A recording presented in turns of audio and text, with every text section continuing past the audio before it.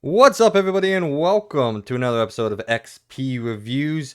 This time, we are sitting down and discussing our thoughts, finally, on God of War Ragnarok. I'm one of your reviewers, Mike C., and joining me, as always, my co-host of the XP podcast, and joining me for the God of War Ragnarok review and discussion is the Birdman himself, Logan B. What's up, man? What is up, everybody? I am so excited to finally talk about God of War. I mean, probably as you'll probably see soon enough, we'll be splitting this up. So no worries, everyone. No spoilers. But I'm very excited. I can't wait to talk about it. So whenever you're ready, I'm ready. Well, I mean, no spoilers until we say. Obviously, There we'll will let you know be- when spoilers come. There will be spoilers, but we will let Yeah. you know far ahead and give you a warning to jump on out if you haven't beat this game yet. But if you haven't beat this game, please, just beat it. It's worth it. Anyway, ladies and gentlemen, if you like this review and you want to hear more from us here at The Experience Point, go check out the XP Podcast, our weekly video game and pop culture news podcast, where Logan and myself and sometimes DJ sit down with y'all and talk about all the news stories and happenings inside and out of the video game world. We post a new episode each and every week, so you can listen to it whenever you want. New episode reminders for you. We have episode 32 just went live. We actually sit down and talk about our initial impressions of God of War Ragnarok, and then in something new that we tried out earlier this week, we live reacted to the Game Awards 2022. You can find both of those videos on our YouTube channels and our Patreon channels. So far, actually, both of those are doing really good. Don't know if you've checked out the viewership. Actually doing pretty impressive. They're two of our most watched videos. I went through and I watched the reactions and impressions to the Game Awards, and I thought we did pretty darn good. I should have quieted the video itself a little bit. It was a little loud, so sometimes it was hard to hear us. But I thought we balanced it pretty well. What'd you think? Did you get a chance to check it out? I have not watched it yet, but I will be. But as always, you know how I am about watching our own videos. I don't like to hear myself. So, but I mean, from what I'm looking at right now, dude, I mean, this is great. We're doing really, really good. It's a good end to the year. A lot of exciting things happening. So, yeah, building up. We're trying to get in a more consistent rhythm here. Most of that's on me on my end, but it's hard. We have lives, full-time jobs, and we want to play as much gaming as we can so we can be as informed and talk to you guys about as much as we can. So stick with us, hang on. We will post as much as we can and record as much as we can throughout the rest of the year, and then moving into next year, we have a lot planned for you guys. If you want to know, coming up shortly, we're going to have one more news episode. Logan and I are going to sit down later this week and record the final news episode. We have quite a few games to talk to you about that we've been playing, and some news to check out around the world. And then we're going to give you guys our year in review, the Experience Point year in review, where we sit down with DJ, and hopefully we can get Worthy on and give you guys the winner of the Fantasy Critic reviews. If you've been following along, it may not be a huge surprise of who ended up on top, but stay tuned and check that one out when we bring it to you. And then also, we'll give you guys the winner of our predictions battle that we did based off the Open Critic scores. Also, not really a surprise who won that one, but if you want to know both of those, if you want to know the winner of both of those, sit down, stay tuned to us, and check it out when we give it to you in a couple weeks. And then we are going to sit down and give you our Game of the Year awards. Trying to do something different with, trying to come up with some interesting topics.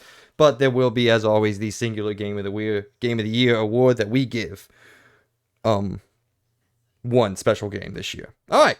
With all that out of the way, buddy, do you want to get into this, man? oh hell yeah, man! I'm ready, very ready to talk about some God of War. I don't really have much more to say other than let's get right into it. Yeah, like Logan alluded to, we will have a non-spoiler portion of this video. That's going to be first and foremost, where we give you guys what we feel like, what we think about the game as a whole. And then After a short segment, we are going to jump into the spoiler cast where Logan and I, for the first time, are really going to talk about the story, narrative, and characters of God of War Ragnarok. But don't worry, you have plenty of warning before we get into it. Ladies and gentlemen, an introduction to the review. God of War Ragnarok was released on November 9th, 2022 for PS5 and PS4. The freezing winds of Fimbulwinter have come to Midgard, making survival for Kratos, Atreus, and Mimir in the Norse wilds even more challenging than before. Kratos, still bearing the knowledge of his past mistakes, wants to spare Atreus the bloody lessons he learned from his conflict with gods. He wants to keep his son safe above all, and the confrontation with Baldur has vindicated the belief that only tragedy will come from further entanglements with the Aesir gods. Together, Kratos and Atreus will have to make a choice about which path they will take. Whatever they choose will define the fate of all those living in the Nine Realms as Ragnarok approaches. Whatever your choice of combat strategies, the enemies that await in God of War Ragnarok will be ready. The realms have grown harsher, and a whole host of new characters from across Norse mythology will test your skills. God of War Ragnarok will take you to the previously unreachable Vanaheim, Svartalfheim, and Asgard, as well as to new areas from locations featured in the last game. Exploring the realms will take you everywhere from verdant, otherworldly jungles to intricate subterranean mining networks. This next installment in the series will bring you a more diverse, beautiful, and mysterious variety of locations than in any other God of War game. So that is your introduction. If you, for some reason, you didn't know out there what God of War Ragnarok is, there you go. So let's dive right in, Mr. Birdman. Do you just want to start with our overall thoughts, or do you want to save those to the end of the non-spoiler thing and just kind of talk briefly about what we overall thought about the game? Let's save it for the end. All right, well, I guess we'll run through each category that we usually do very quickly, very shortly. Starting, I guess, with gameplay visuals, all the rest. I actually forgot how we do this normally. We haven't done it in forever. So, there we go. All right, starting with visuals, what did you think, obviously, about the visuals of God of War Ragnarok? So if you listen to our impressions, I talked a little bit about what I was thinking about the visuals. Um, I would say if you looked at it first and foremost, it's not. Well, first thing I just want to first hit. It's a very beautiful game.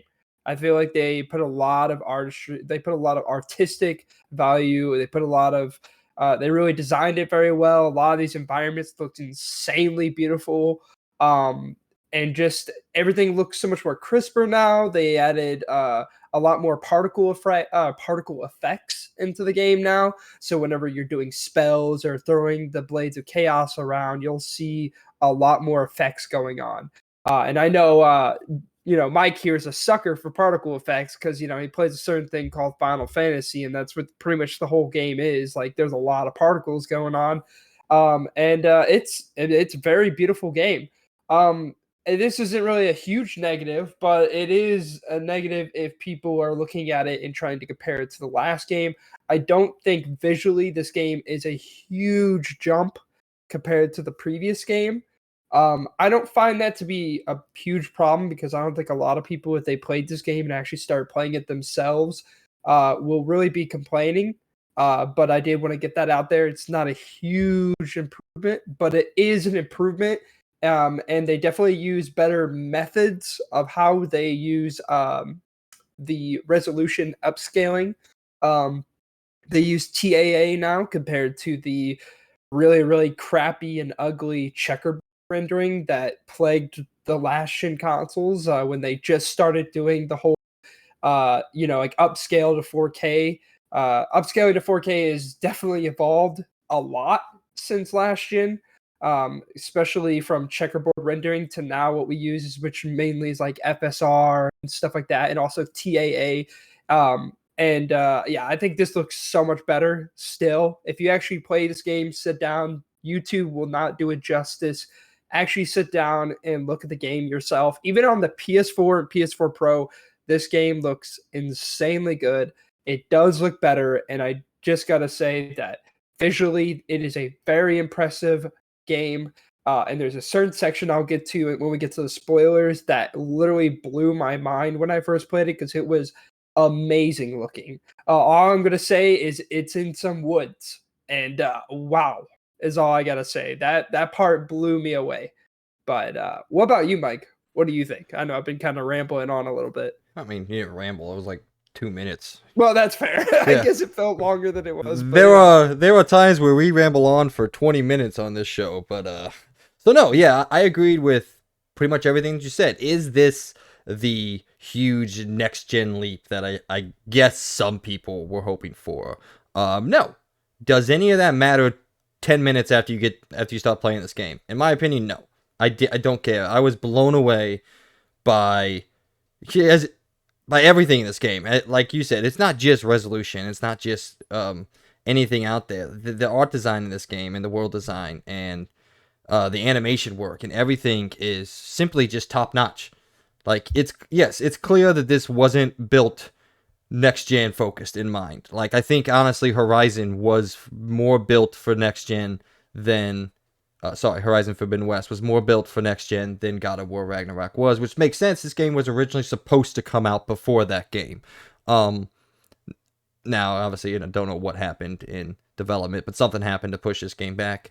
But anyway, none of that matters. Like I said, it's beautiful, it's awe-inspiring, it's jaw-dropping. Like you said, there's plenty of moments where I just stood around and looked and watched and saw everything that there was. Like the section you're talking about, from a color perspective, nonetheless, it's got colors everywhere. It's a painter's dream. That section, the section, again, can't spoil it, but there's another section where you can really see the draw distance take in when you're standing on top of a taller area where you can turn the camera around and just look at everything you just went through. Oh yes, I know exactly what you're talking about Yeah, too. And I just want to say something real quick. The biggest crime of this game is that there's no photo mode. I was actually building up to that. I was building up to that being a fake negative in a way. Like I'm not going to take any points away from that. Yeah, but it sucks because I would have spent minimum an hour of my playtime, if not more, in photo mode, just trying to snap the perfect pic. Hey, it's in there now though. So, oh, it is? Yeah, the update came out. Really? Well, I'm pretty sure it is. I have to go double check, but I'm pretty sure the update came out on that. So, but yeah, I mean, to cut the ramble short at 2 minutes as well, this game is beautiful in every single level, and it runs essentially flawlessly. I think there may be one hiccup that I experienced. Yeah, I think I only experienced one. And there wasn't like any graphical glitch. Well, no, wait. I did run into one very weird graphical glitch, and it was later down the line in the game where I went to go off of a ledge, but it is for some reason they must have left something in the dev thing, like they left it hidden under some of the geometry. So what I did was I dropped off of a ledge, but instead of me just dropping off the ledge and hitting the ground, it assumed it was like in the game where whenever you jump off a cliff and you throw your blades of the chaos into the hole, it made me zoom into the geometry and I was stuck under the ground. And it fixed itself. Like all I had to do was just go back up and then they let me drop down. But it was a weird glitch I ran into. But it was literally the only one I ran into in the entire game.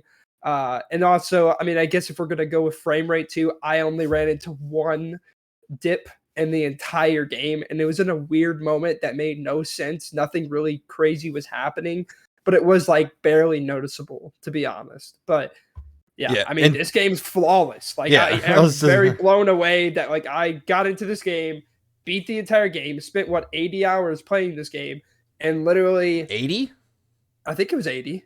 What's that? Or no, maybe it was like, no, it was 40. I was 40. like, bro. I was thinking Elden Ring. Sorry, my bad. Like I meant 40 hours it took me to beat the game.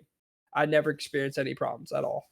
Yeah, I mean, I only had one visual glitch, and that was when it was earlier on in the game. Atreus like floated for like 2 seconds into the position that he was, instead of walking, he just kind of floated. It was funny, and I wish I would have got a video of it. But yeah, one thing said one hiccup, I think, and I don't know. I don't have a measurement tool on my PS5, but it was probably 10 frames max for a split second. So, but again, none of that matters. It's absolutely beautiful, stunning, and essentially a flawless video game for its visuals and performance. All right, Oh, one more, and I don't know if we're talking about audio, but we're if you literally listen about to. to, okay, oh well, then there we go. I will save the glitch that I had that was hilarious with Uh, the audio that I'll bring up.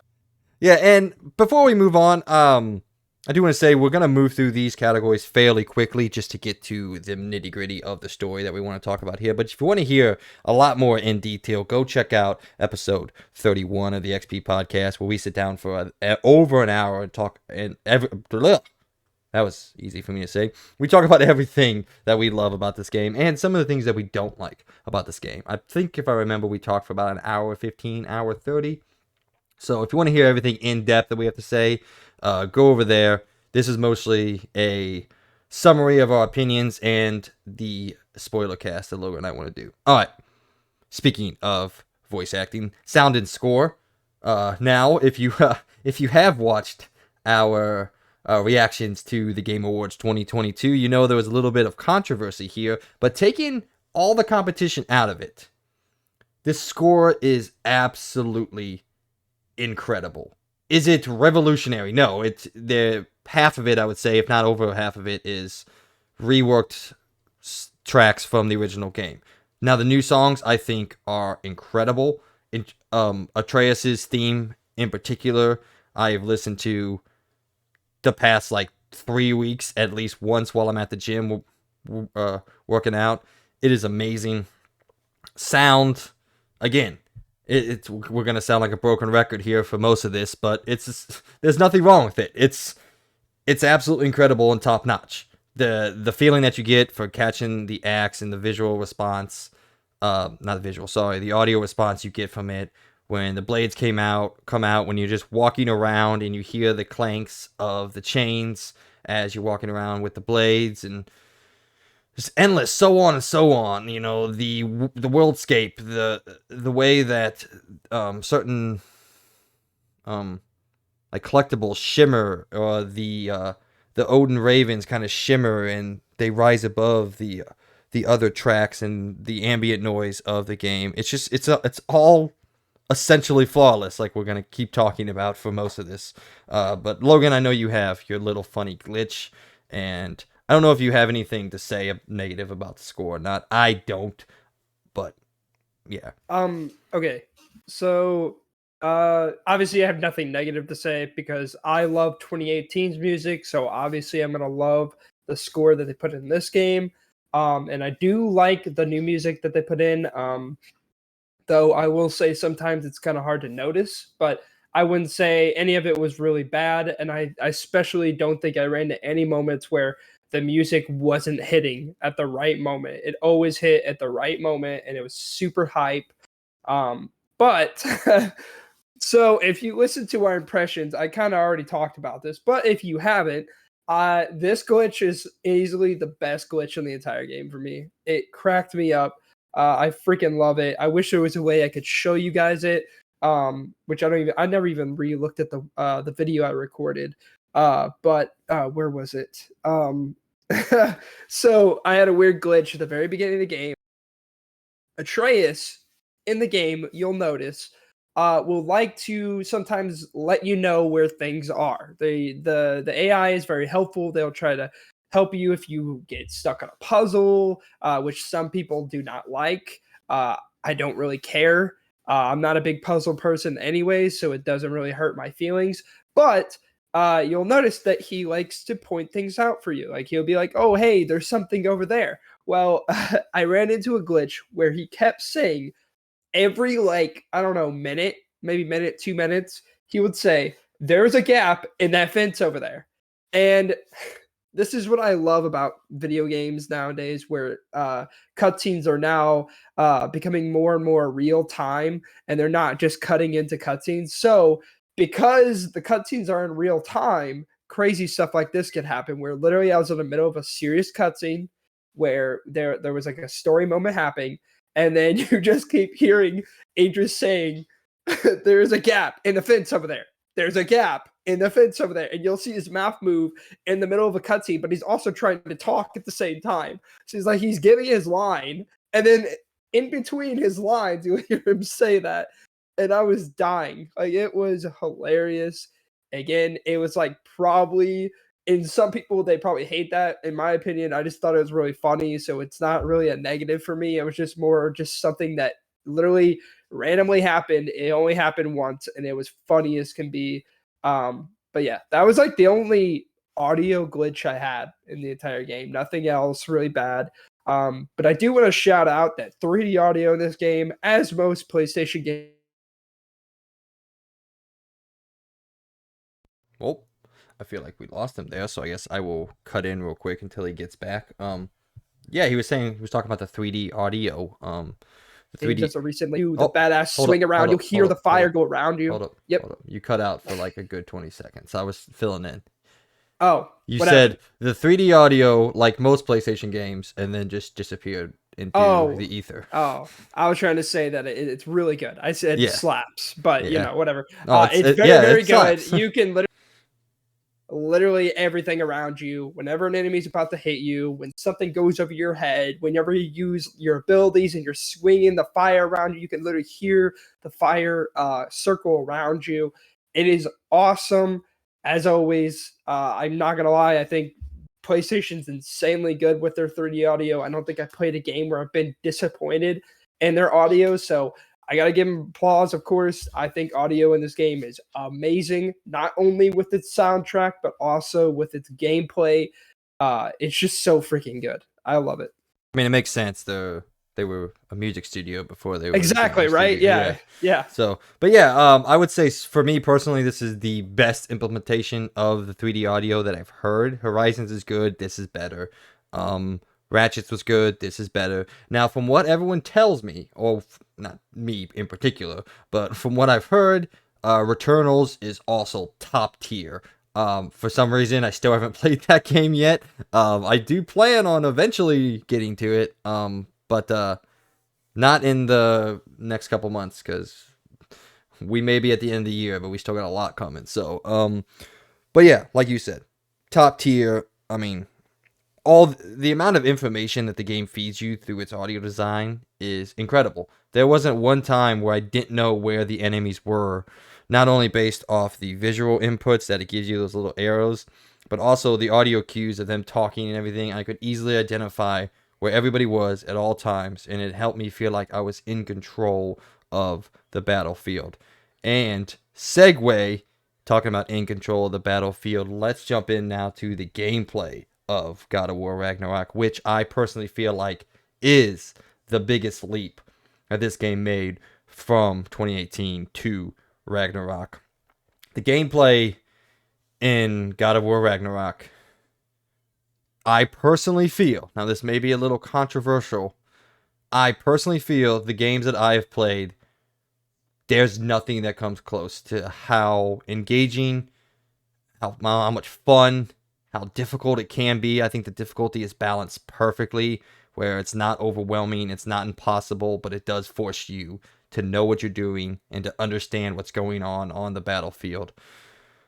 I said back in the Horizon Forbidden West video that it was one of the best open world combat systems I have played.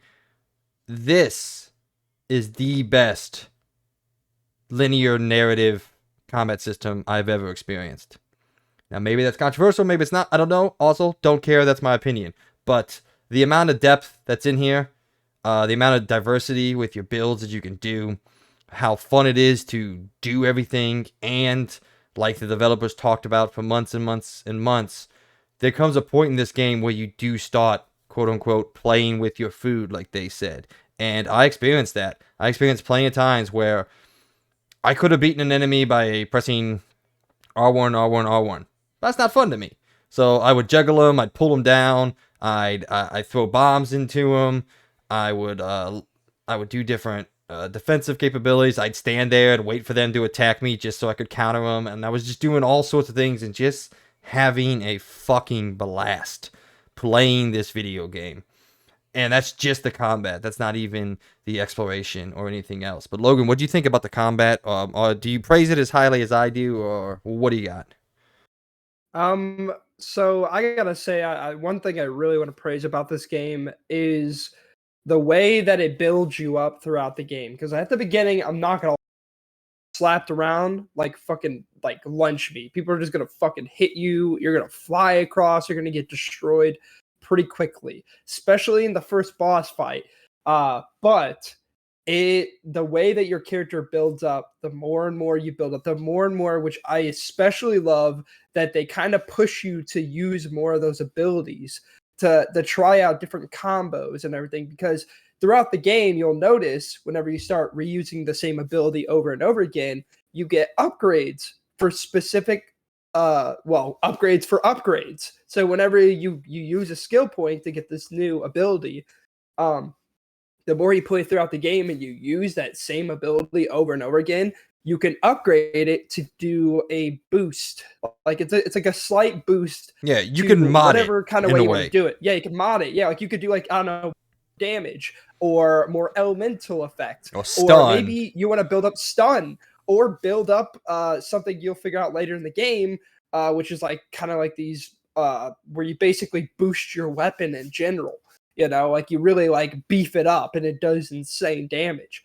And I love that. It's this constant for literally 40 hours straight, even to the point where you're in the end game. You're constantly getting new upgrades. You're finding new ways to attack enemies, finding new ways to use your weapons, new ways to juggle enemies.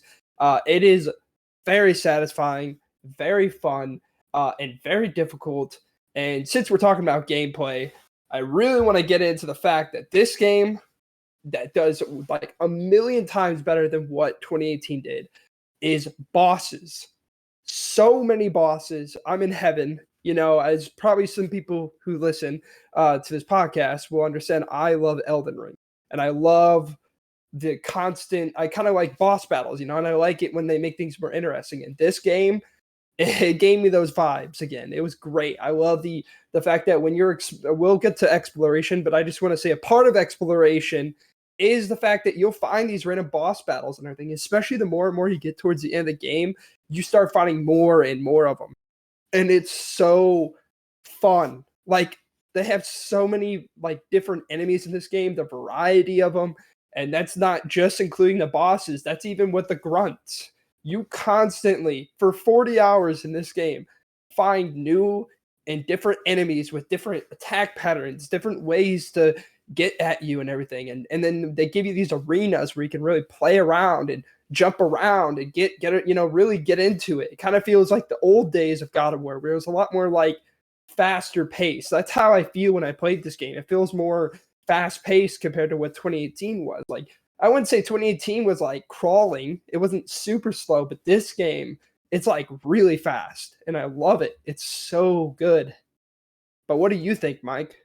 I mean, yeah, I think the thing that keeps circling around in my mind and the biggest praise I have for it is, you said it a couple times, the game's just fun. It's just a blast to play. Yeah, it's difficult, but like I said, I personally feel like it's balanced almost flawlessly to like, you run into an enemy and you're like, yeah, this is hard, but I can do this. I just gotta figure it out, and I gotta learn this new enemy's attack patterns. Not really the basic enemies. I mean, while the enemy diversity is tenfold to 2018, it's on a whole nother level. Honestly, it's not even comparable. You can still get through most of them fairly easily. But like you said, there's bosses around every single turn. There's mini bosses, there's big bosses, there's end game bosses. I still haven't even discovered some of the end game bosses after the game. And then I watched a video earlier that this random piece of equipment that you got, you can actually walk around and activate it, and it activates things around the world that you can fight. And it's insane the amount of depth in the gameplay, combat, exploration. It's all, like I said, it's just fucking fun, man. And for how serious this game is and how serious Sony games can be with the story, narrative, and characters, this game is just fun. It's just a good time to play this game. Where I would say something like, The Last of Us Part 2, why I absolutely fucking love it. I would never tell anybody that that's a fun experience. It is a dire hard game to play. And this, while there's a bunch of deep character moments that we'll get to here momentarily, it is just at its core a fun ass video game, man. And I think that's the biggest praise I can give to it. There wasn't a single Yeah. second I played this game throughout the 40 hours I played. I'm like, man, I'm not having a good time. You know? Yeah, I definitely would say this is like, yeah, this is probably, well, I mean, this game just feels like a video game. It's mainly about it. There is a story, there are cinematics and everything, but the entire game isn't just you watching cinematic like videos and watching cinematic moments. It's a lot of you actually playing the game, being in the moment, and it's great. It's really nice. It's refreshing, and for the people that may not like Sony games because what they assume is just all cinematic and no gameplay, this game is gameplay. I will tell you that firsthand from not a huge Sony, fanboy here. This game is like amazing. Like it's so freaking good. The gameplay, it's so much fun, and it's very rewarding. And I mean, again, I'm at like I think where I left off, I'm at like 46 hours into the game. And I'm still finding new stuff. I mean, as you said about the certain object you get that lets you kind of activate some boss battles. I didn't even know that was a thing until I ran into a video as well. And I'm like, oh, this is super cool. Now I want to go do those. Which will, there's also some other things I'll have to talk to you, Mike, in the spoiler part that kind of like threw me off a little bit. I'll have to talk to you about it in the end game, certain kind of story things that happen at the end. But I don't know if you're ready, but I'm ready to get into exploration because I have both positives and negatives about what I think about the whole exploration in general. Yeah, sure. Go ahead. I already know what your negative is going to be. Yeah, And, you already heard it. So yeah, like, again, I don't want to repeat ourselves, I guess, too much. They can go watch that other video. But, the game is designed like an older game, in a way. And that sounds like a yeah. lot big of negative than I'm trying to make it sound like. It doesn't bother me, really, at all. But it is noticeable to a point. All right, go on. All right. So, I'm gonna start with the negatives and then get to the positives because then it makes things a little bit easier, and it'll also help with some of those negatives to make it a little bit less negative, I guess. Um, One of my biggest negatives with exploration, if you listen to our impressions of like 26 hours into the game, I wouldn't say this problem gets any better throughout the game. Um, is the shimming through cracks and the climbing. Climbing isn't that much of a problem, but there are so excessively amount of these cracks that you have to shimmy through. Um, it's kind of annoying after a while. It gets tedious more than anything. It's not a huge problem, but it's just tedious because you're doing it a lot. Like it's not just a little, it's a lot. It happens quite a bit, honestly. Um, and I just want to kind of, for the people that don't understand this, probably people look at it and they're like, okay, it's for loading screens.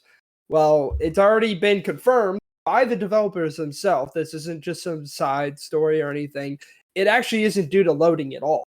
What the reason why they did that is to basically block in these arenas or cut off certain sections of the world, just so that people, like when you're into like arenas and fights and stuff, it kind of keeps you into the arena or section that they built. So it's not anything to do with loading, and you can't really blame PlayStation.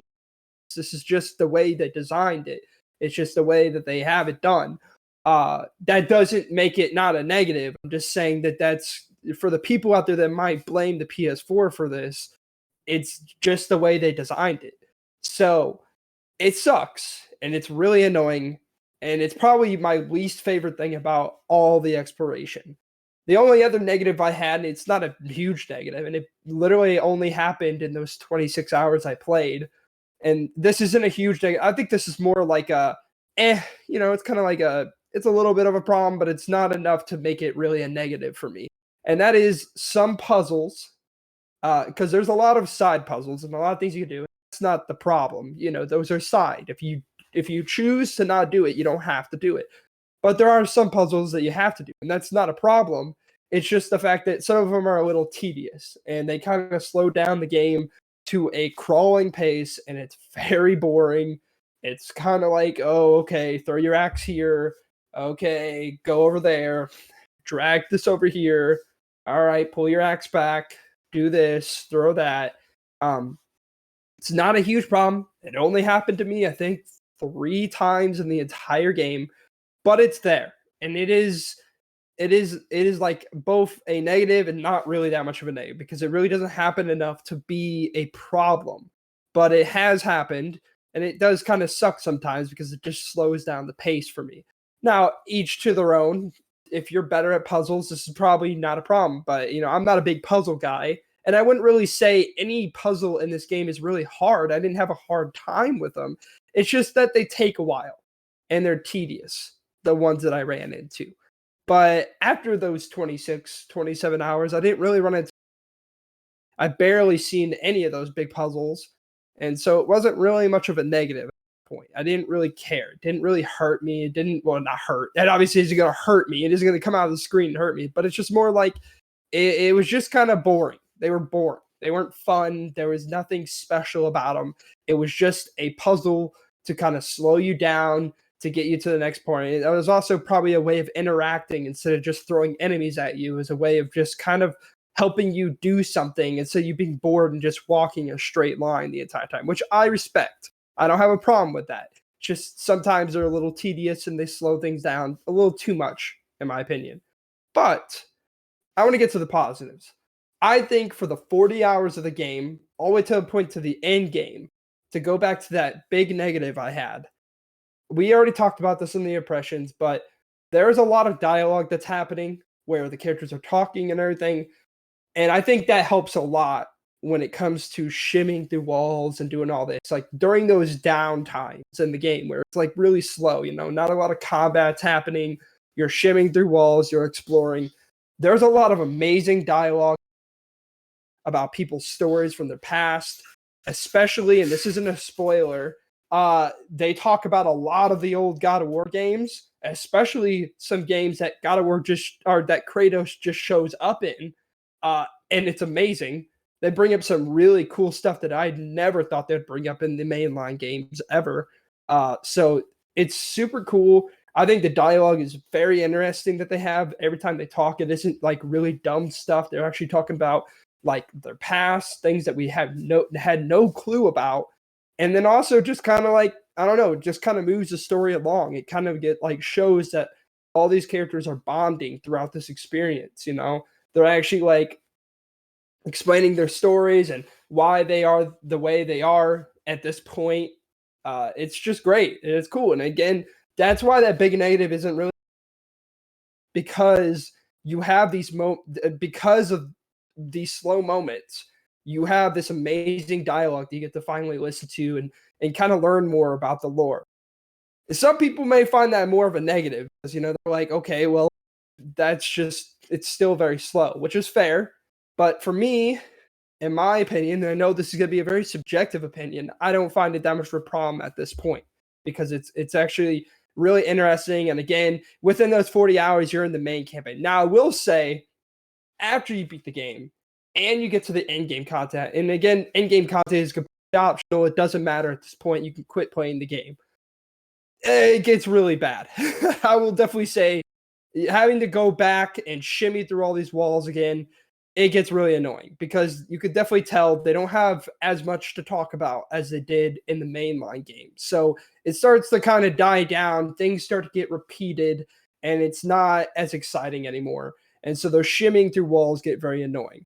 So that, in my opinion, that is probably the biggest negative of the game. I'm just going to spoiler alert for this entire game for me. It's just that these slow paced moments in the exploration, especially the shimming through walls, kind of slow the game down way too much.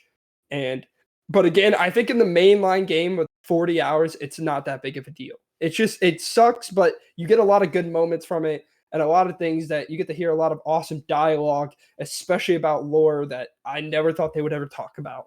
So, but I don't know if you have anything to say, Mike. I know I've been talking for a while, but I just wanted to get that out of the way. If you guys heard that before, but if you haven't, this is brand new stuff to hear. And that's pretty much like my only negative really with exploration is just that. But the positives are really great in my opinion. There's a lot to explore and find in this game. Each and every corner of this world, you're finding something new. And I'm not going to explain all the realms and places you get to go to throughout this game, but there are, if you like 2018's very open moments, you get a lot more of that in this game. Like easily like 5 times the amount that you got in 2018. There are huge sections in this game where you get to explore, and there's a lot of awesome stuff to find and a lot of fun little side quests you could do, especially some side quests that, in my opinion, really aren't side quests. They're kind of mainline, in my opinion, insanely good.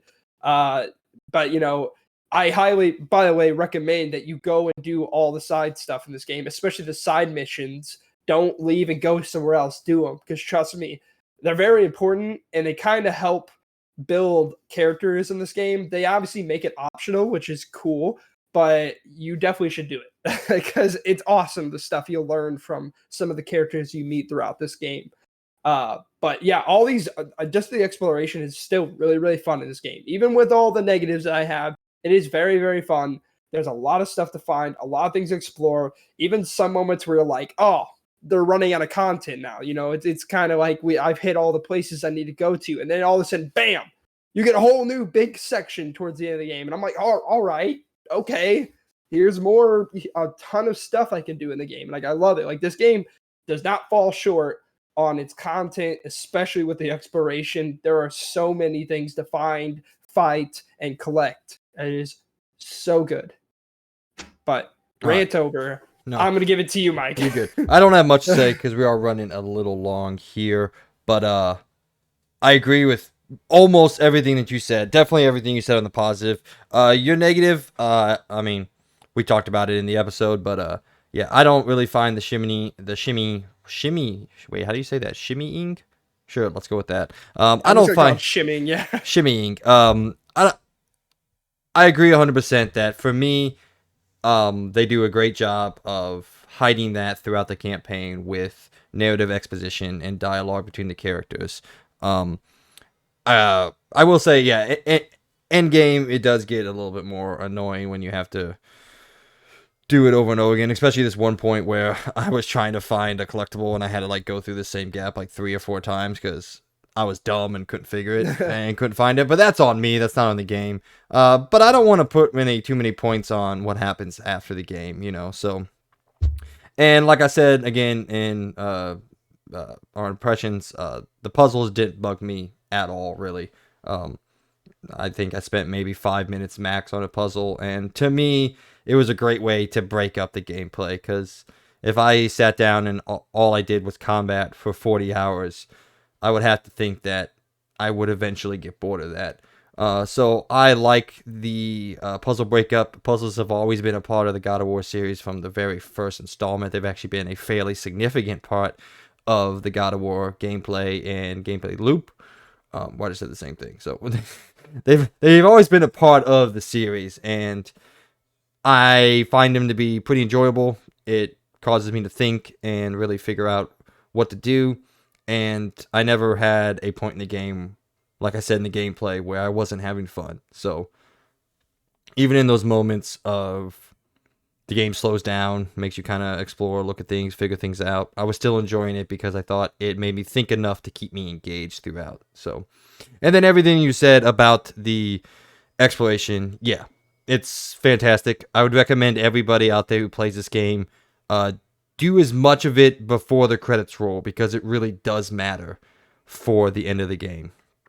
Well, no, it doesn't. I guess it doesn't matter, but it heightens your experience and your connection to the characters that are with you throughout this game. So, I'd recommend everybody do as much as they think they can do before you take on the final collection of missions. So, all right, the shortest segment I feel like we're going to have, mostly because we're going to talk in depth about this in the spoiler cast, but story and narrative we're going to move on to now. And this is when I might get a little controversial. I don't know if Logan will fully agree with my opinions on this or not. But before I get into the controversial bit, let me just say the story in this game is incredible. The amount of character interactions, the amount of dialogue in this game is immense. And the fact that all that I don't think there was a single moment where I thought the writing lacked, where the delivery lacked, the voice acting, the framing, the just everything. I don't know how much I can say. I thought it was all fantastic. Like we talked about in our predictions and during the Game Awards, I wouldn't even be mad if every single nomination for performance was from God of War, because I truly believe it is that good and that much ahead of what the rest of the industry is doing in terms of performance and writing and all the superlatives that come with gaming. Um, Let me get your pauses before I go into what I have to say. I think obviously one of my biggest positives, and this may be controversial to some people out there too, but I think this game, I liked it way more, especially story wise, more than 2018. Now, I'm not saying 2018 was bad, and it isn't, clearly. That's why I'm playing the sequel. Uh, but this game, the sense of scale, the sense of what's about to happen and how big of an event this is and all the new characters that you run in throughout this game, uh, I really enjoyed it a lot. And I felt the story from beginning to end was insanely interesting. It had me on my feet. It had me guessing the entire time. And in my opinion, some of the best moments in gaming I've ever had. It is so freaking good. Like every moment, I was just like, "Oh man, like what's gonna happen?" Like, "Oh, whoa, wait, oh wait, this is happening." Just like it's insane. There's a lot of really good moments, and I really can't get into any spoilers, which is kind of hard to explain. But this game's story, just from beginning to end, it really just hits every mark. It's great. It can make even some people pretty emotional. But it is a very beautiful story. It's a very interesting story, and it really furthers uh each character. Every character in this game, I don't know how they did it, especially with how many characters they had to put in this game. Which I gotta give me props for this. There's a from If you played 2018, you probably noticed that 2018 there wasn't really that many characters. If you really think about it, look at it. This game has a ton of characters that show up throughout the game. And I gotta say, they did it because within one game, and basically this being the finale of this story, they somehow nailed it with each character, making each character very interesting, somehow giving them really good backstories, but not shoving it in your face. It isn't doing a bunch of flashback. I mean, there are some, but it's not about the other characters, like there's none of that, like where it just constantly has to dump all this stuff on you. You kind of just learn it through playing, especially in those some of those side moments where you're like, okay, hey, there's some dialogue behind this door. You listen behind it and you learn a little bit more these characters that you see throughout the game.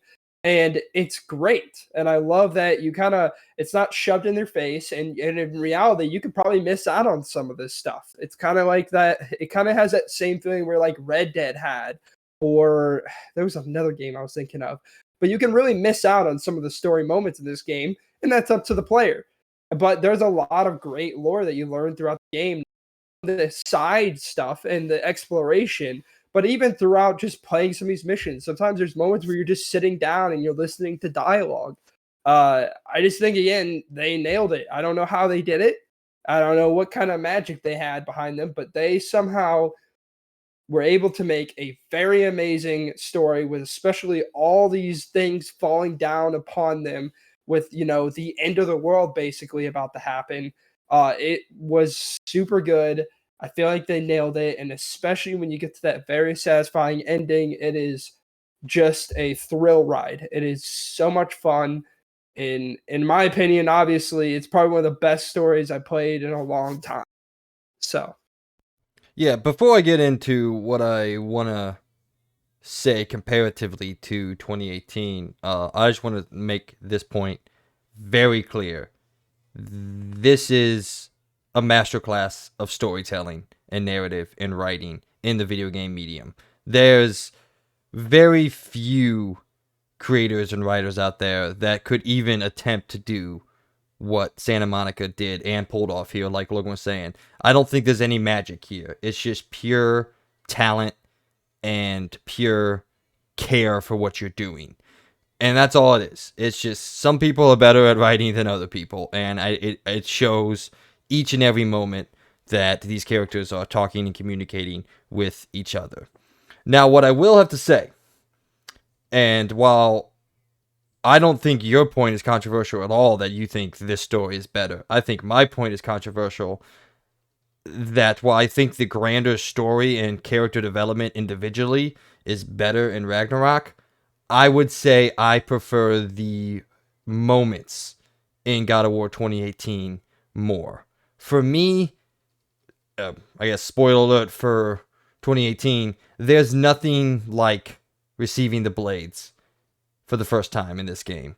There's nothing like the character revelation of Kratos at the end telling Baldur that we have to change, we have to be better because he has done this, he has killed the gods, and the cycle must end.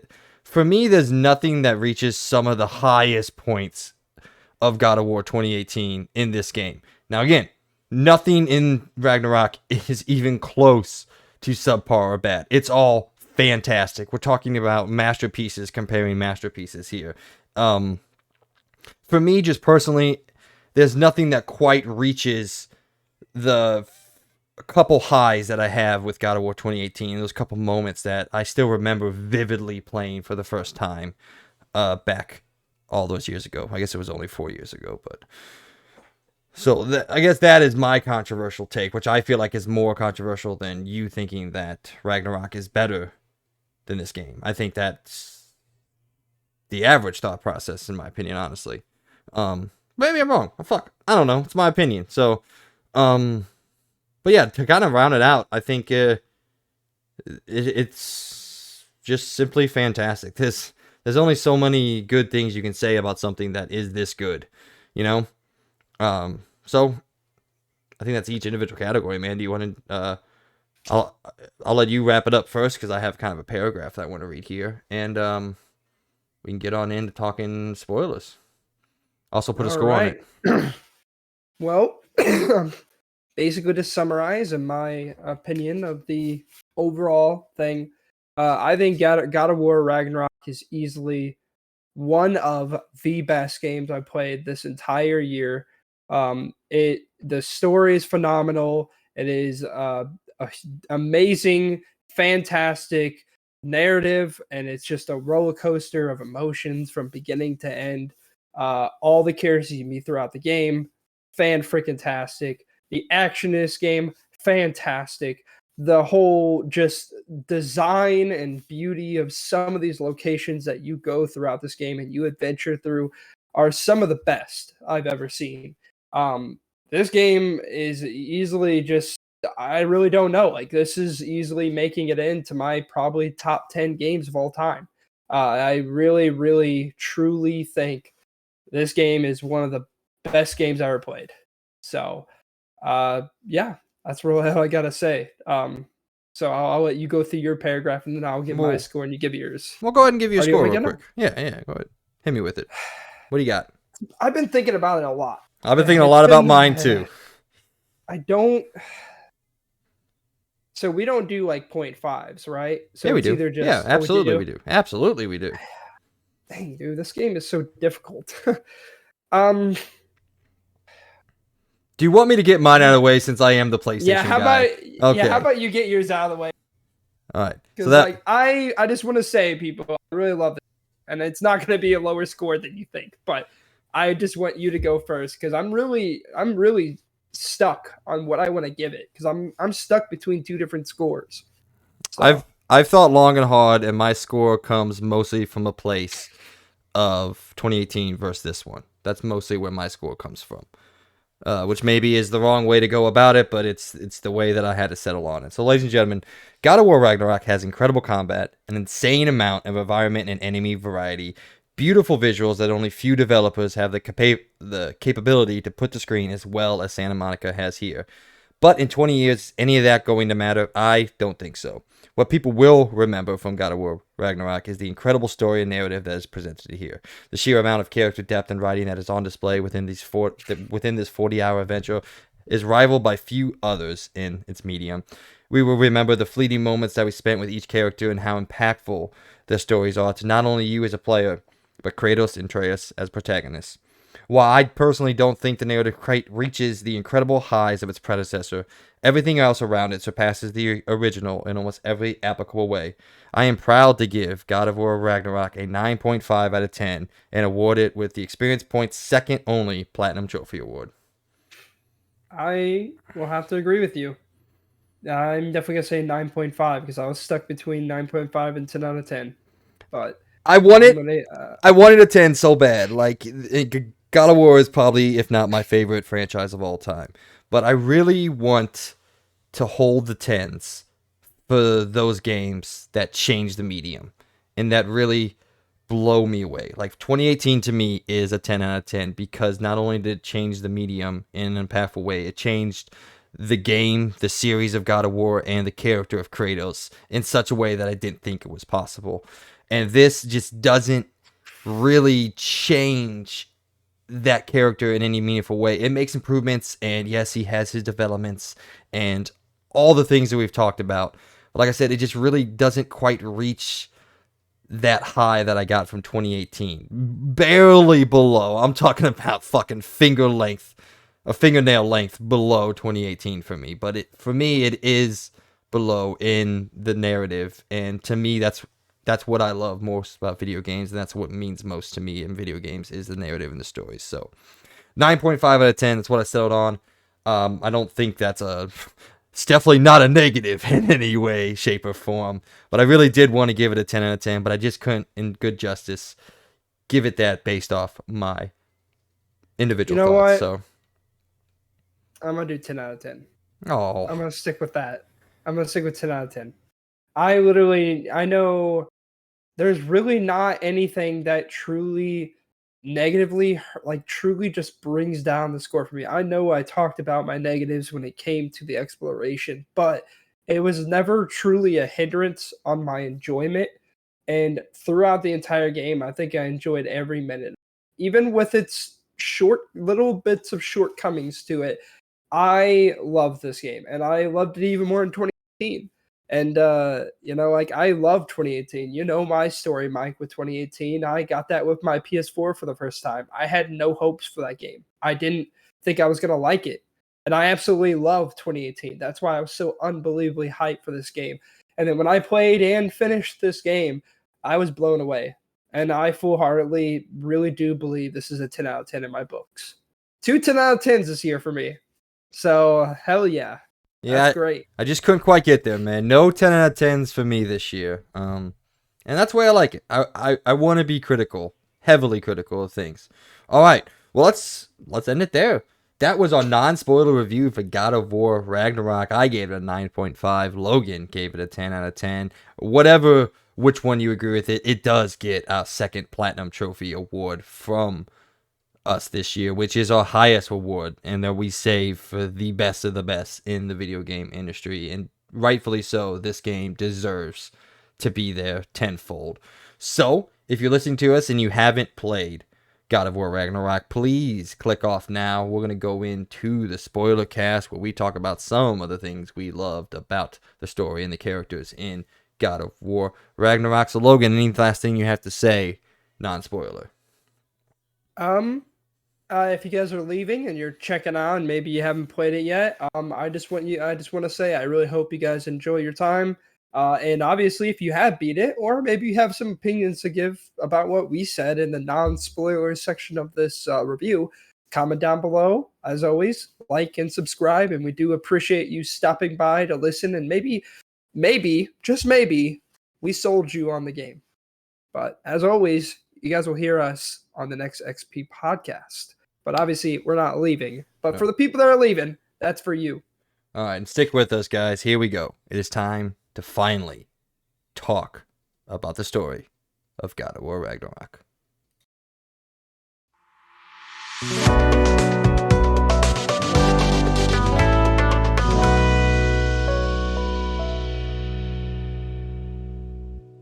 All right, what's up, guys? Thanks for sticking around with us. Those of you that are still here, welcome to the SpoilerCast for God of War Ragnarok, where Logan and I finally get to talk everything about that everything that we like about God of War Ragnarok. If you join us once again from the non-spoiler and you went and you finished the game, and you don't remember, I have given the game a 9.5 out of 10. Logan has given the game a 10 out of 10. It doesn't matter. This game is a masterpiece. As close to a masterpiece as a masterpiece can come. So, we haven't talked about this yet, man. We haven't really got to talk in detail. Where do you want to start with God of War? And were you expecting to play as Atreus as much as you did? No, not at all, to be honest. I thought it was going to be smaller than I expected, especially not any. I mean, I guess and I guess isn't a good comparison, but like Last of Us, we only really do one section as Ellie. That I was kind of expecting like that amount, like a very short, small amount, but you got to play as him a lot more. And I mean, I thought it was a pretty awesome. Well, it wasn't as much as a surprise as it was for you because I kind of ruined it for myself, which kind of sucked. But everything that happened and how much you do play as him was a surprise. He's actually fun to play as. Yeah, I was gonna say I don't have a fucking calculator in front of me, but I would say maybe a quarter of the game you spend as him, maybe a little bit less. So maybe a fifth to a sixth of the game you play as Atreus the whole time. And man, like you said, one, he's just fun to play as. We couldn't really talk about it in the non-spoiler, but he is way better to play than I ever thought, especially from that first little segment. I thought, okay, you'll get a little bit here and there, but then it just keeps adding and adding and adding, not only in the gameplay, but how did they come up with this? How did they come up with doing this story, man? How did they write this shit? Like, you get to learn so much about the Aesir gods, and it doesn't feel like you just met them in this game. It feels like this is the end of a trilogy, if not a saga of video games. It feels like, by the end of this game, Thor, Odin so well, and why they're doing the things they're doing. And when that moment comes at the end of the game, when Thor just stops fighting, and then this fucking dickhead of Odin fucking kills him. Yeah, that was honestly pretty wild for me because I thought this kind of saddened me a little bit because I kind of wish we got at least one hit, just one hit from him into Odin, just one. I feel like it was well deserved, but it didn't happen, which kind of sucked. But that's just me as a audience member wanting it to happen because I really felt for him. Like Odin's such a sack of shit, dude. Like you really learn that the more you play throughout this game. He is such an asshole, and he's such a liar, and he's so about himself that he doesn't even care about his kids. He basically just had his kids just to use them for his own personal gain. He's never cared about his kids. He doesn't care about putting them in danger. He doesn't care if they die. He just uses them like they're pawns on a chessboard. And they're his awesome. They're his slaves. Like he thinks of them and sees them as his slaves to do what he wants. Like he gave birth to them and he can control them. And it's really interesting coming from a knowledge of the entire series. It's an entire flip of the head of what the Greek mythology is like, or what the Greek pantheon is like, where one of the entire driving points of the trilogy, and even leading into 2018, or not leading into, the entirety of 2018, is Kratos wanting to break the cycle where son kills father. That happened all the way throughout the stories of Greek mythology. And to have Odin kill Thor is an entire flip on the head of what the series is. Like, it would have been cool to see Thor fight back and maybe kill Odin, or maybe not kill Odin, because definitely, they want you to do that. Yeah. But it's it was really cool to see them play with not only the mythology and individuals' knowledge of that mythology, but also to play with the audience's expectations coming from the original games. Now, I know you haven't played the original games, but that is a major point of the entire series up to this point, and to have it end with the father killing the son for the first time, was really cool. Well, I guess not the first time. I guess Zeus kills Kratos in God of War 2, but Kratos doesn't die, so it doesn't count, I guess. But yeah, that was. I guess let's just go on with Odin, man. Like, I can count maybe on one hand, if not a couple fingers, a better villain in a video game than Odin is in this game. Like, So, real question actually about Odin. Did you know that Tyr was gonna be Odin the no, entire? no fucking clue. Yeah, Not no, a fucking clue, I had dude. no dude. That threw me for a fucking whirl because as soon as that happened, like that with Sindri or no, Brock and Sindri, yeah. When Brock literally goes up to him, he's like, "No!" I'm like, what the fuck is happening? Like, what is he doing? Like, is maybe his like soul acting up? Maybe he's just going crazy. I just thought Tyr was gonna betray us. I just thought Tyr was. I mean, he's kind of a pussy throughout the entire game. Which was interesting if you know the lore from the first game, is he was a peaceful god of war, which was, an analog, or I guess a mirrored image of what Kratos is as a god of war. And that's a theme that keeps brought up, is Kratos as a god and what he's like in this game. And I honestly just thought Tyr was just gonna take it back to Odin to try to get into his good graces. But then when he turned around and stabbed Brock, I was like, what? What? Yeah, no, my mind was like, what the fuck just happened? I was so surprised. I was mad. And I was angry as fuck, dude. I was so mad. I was like, oh yeah, we're gonna kill this guy. And I think it's Kratos' reaction to it and how he gets the tablet back with like that perfectly timed fucking throw. I'm like, oh my god. Kratos is a badass. Kratos is my favorite character in video games. Like, so I have a quick question, and this might spoil something for you, and I don't want to spoil it. Have you went back to the Odin's Ravens, like in the underworld yet? Have you been back there since the end game? In the underworld? Yeah, the underworld. Not the underworld. What is it called? It's the very frozen realm. Yeah, that's the Helheim. No, I don't think it's called Helheim. I think it's called something else. It's the one with the. Oh. Like you can practice in the arena. Like it gives you. Oh, have I gone back?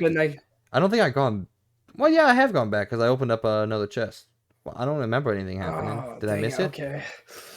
I can't talk about it then. Yeah, there's a certain character that kind of. I don't want to say it for you, man. You got to go back there, and you have to go. There's this section that splits off now. That's brand new. After you beat the game, when you go there, go through that whole section because I need to talk to you about something that I'm just lost. I'm so lost. Like a certain person shows up. That's all I'm gonna say, and I'm just like, what? So I don't. Oh, ruin it for you. Are you talking about actual Tyr still being alive? So you've seen that? Yeah, I haven't played it, but I've seen it. Yeah, and I ran into that the other day. And I'm like, yeah. What? I know that you can actually go and find Tyr alive, the real Tyr. So I haven't experienced it in anything, but I know he's alive in the game. So I didn't. Yeah, I thought he was just dead. That's why I didn't expect that. That was weird. Yeah. You have gone. Well, duh. Of course you have. You've gone back and done the funeral for Brock, right? Oh yes. Yeah, it was literally the first thing I did, dude. I had to. What do you think about this? I was thinking of what comes next for the series. And I'm thinking kind of what Sony has been doing a lot with the smaller iterative titles in between the big titles. What would you say of the next smaller game, very much in the vein of Spider-Man Miles Morales or Uncharted The Lost Legacy, of Atreus and Angrboda going on their journeys, and the big boss or the villain of the story is Sindri. Sindri's out for revenge, and Sindri's chasing them. And Atreus and them have to somehow deal with that, whether that be fight him or whatever. Like, dude, the emotional impact of something like that happening. Oh, that gave me chills just thinking about it. I don't know. Sony I don't likes. know how interesting that would be. Like, I know Sindri has a lot of hate for him at the end of the game. Spoiler alert: Brock dies. I mean, I think we already talked about Yeah, we that. just But talked. Brock died. We, Yeah, yeah. we just But said he like, got but you stabbed know, by Odin. and then Sindri clearly, even to the very end of the game, which I kind of like that they didn't be like, oh yeah, you guys are cool, you guys are good. I kind of like that he kind of stuck to his gun. Like, he's pissed, he's mad, even all the way to the point he gets to the funeral. He gets a sad moment, and Kratos tries to, like, in a sense, be like, hey man, like, I'm sorry. Like we didn't know that Tyr was gonna be Odin. Like, and he's like, fuck you, and then just leaves. And it's like, okay, all right. Like, I I do kind of like that, but I'm also just kind of like, now, yeah, I mean, I don't know. I don't know if he could really be a villain all himself. Like, I think he's mad, but I don't think he's out to kill Atreus because of that. Because I mean, he kind of already got his revenge. He killed Odin in the end. Yeah. Spoiler alert. I guess we're in a spoiler area. Like, What he you kills Odin. What do you think about that? I was a little annoyed. Uh, Really? yeah, I didn't like that he crushed the soul stone, I guess we can call it. I would have much rather prefer them keep Odin trapped than completely take him out. I don't know. I guess as I sit and think with it, like, it probably doesn't mean anything going forward, but I guess I thought it could have been a plot point in the next game. Like, they technically still have Odin, and wherever Kratos and them go on the next journey, they technically still have Odin on lock. And I don't know, I was annoyed that he killed him in his grief, and I was like, ugh, I didn't love it, that part of it. But I I think guess my biggest thing with it is this is the only plot point in the entire game where they really didn't come to a conclusion with it, which kind of bothers me too. Like, there's no anything. Like, you get to the funeral and then he's just pissed. And then that's all we get. He's just pissed and mad and he's gone. which is why I think that iterative title or that in between title makes a lot of sense, because and maybe I'm wrong here. You got to think the next game in the series moves on from Norse, because there's not much else to do.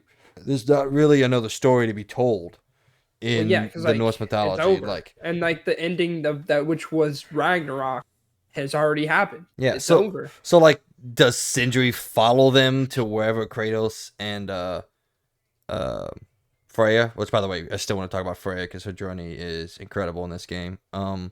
Does Sindri follow them? Like, I don't think Sindri follows them to the next thing. So I feel like if they want to, I guess they are the writers, it's their story. If they want to come to some sort of conclusion with Sindri's character, I feel like there needs to be a smaller adventure. I don't want to put a timetable on it, but something in the 10 to 15 hour range with Atreus and Angrboda, going off and going on their own adventures, whatever that may be. Atreus becoming who he is destined to be or wants to be, um, and in that he has to either save or destroy his past in general, and that part of that past is Sindri to a point. And I don't know, just my head, I think that makes a lot of sense, because you can't really just leave that hanging endlessly throughout the entire rest of the series, however long it lasts. Because I don't see another path for them to close out that storyline in anything other than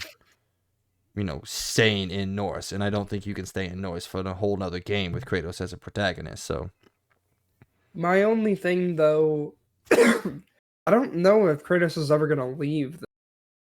Or, I don't know. I just don't know, because the way that it ended, with basically Kratos seeing what his future is, and him Oh my basically god, becoming the savior I cried. of this realm. Yeah, like, and him too. He was like, he could Well, not okay, compute what was happening. Like his it brain, dude. Like it it me almost looked like he was about to cry, which was crazy. it It means was so much to not just, again, it's something that I talked about in my little wrap up. It not only means so much for Kratos as a character, but it also means so much for you as a player, especially those of us who have been there from the start.